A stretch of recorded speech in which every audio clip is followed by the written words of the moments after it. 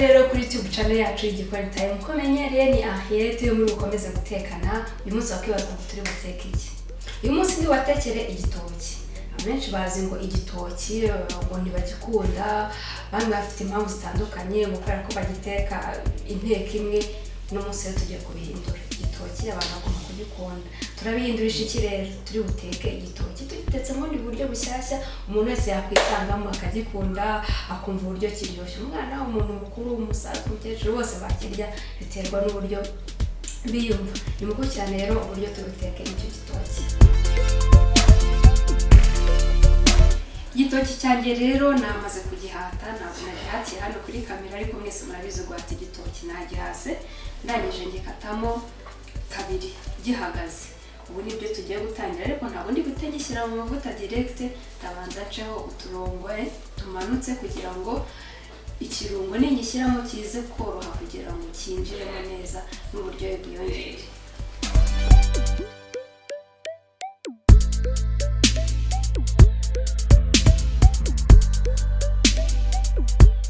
Ibitoki rero byacu ubicishamo umurongo uhagaze, ukoresha ifoke. Ngiye niyo nifashisha kugira ngo twa turongo tuze koroha gucikamo. Ibitoki byose ni kubigenza, ugerageza gucamo imirongo ihagaze kugira ngo ibirungo bize koroha kwinjira neza mu gitoki.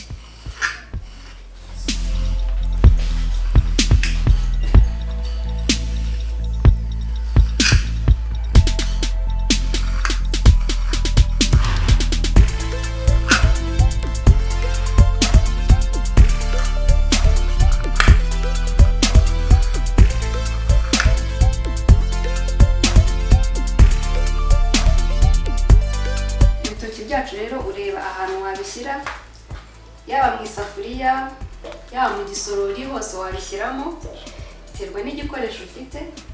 Hari imiti hari, warangiza kubishyiramo ugahita ushyiramo ka royiko. Akayiko kamwe karahagije kubera ko nyine nakoresheje ibitoki bitandatu ariko bisatuye. Ukaminjiramo royiko sasa. Aminjira royiko kuri buri gitoki cyose ku buryo nta na kimwe gisigara kidafiteho royiko. Ushyiramo akunyu gakeya, agace k'akayiko niko ushyiramo kugira ngo bya bitoki byose bibone kujyaho umunyu. Ariko ibyo ndi kubivuga ku bipimo byanjye, nakoresheje ibitoki bitandatu, ubwo nawe hari ukundi wabigenza wakoresheje ibitoki byinshi. N'utuvuta dukeya ugashyiramo kugira ngo ya royiko ize kwinjira neza muri bya bitoki. Nushyira no mu mavuta ntibiveho, bigumeho. Urabona ko amavuta atuma cyose kijyaho royiko mu buryo bworoshye. Uhita ushyira isafuriya ku mbabura, ugashyiramo amavuta akabanza agashyuha. Yamara gushyuha ni nko guteka ifiriti bisanzwe. Yamara gushyuha uhita ushyiramo amavuta, ubundi ugashyiramo bya bitoki byawe. Nibyo tugiye gukora.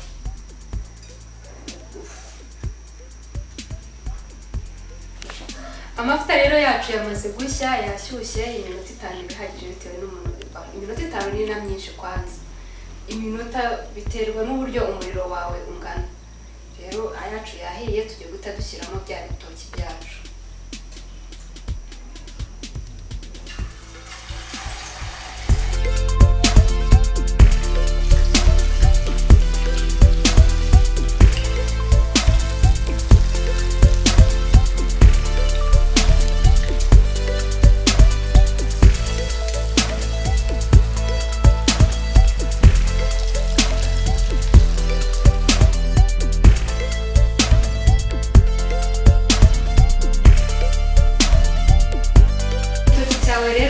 Ukagihindura imbere n'inyuma kugira ngo ubone hose cyahiye n'ibara ryakwiye hose. Ni igitoki cyiza, kirasa neza.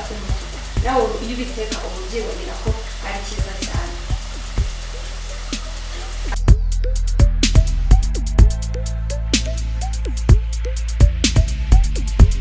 Nkuko mwamenyereye rero, ibiryo byacu turabanza tukabidekora. Ibitoki nabyaruye bimaze gushya nyine nk'ibitoki bisanzwe guteka ifiriti bitubyara ntabwo urindira ko bishirira. Rero nahise nshyiraho akadekorasiyo, nashyizeho ibitunguru, nshyiraho karote, nshyiraho kokombure, nshyiraho n'udupersile dutoya. Ni ibintu byiza iyo biteguye nyine ubona ari ibintu bikurura umuntu akaba yabirya yishimye. Ya gahunda yacu yo kudekora ibiryo tumaze kubyarura ukabiseriva bisa neza. Rero namwe muzabiteke. Mwabonye rero uburyo twateguye ibitoki byacu biraryoshye birasa neza. Ni ibintu byo umuntu wese yakwifuza kurya. Hari ukuntu bikurura umuntu akaba yabikunda. Rero ntibizababuze kubisharinga mugakorana na like na subscribe.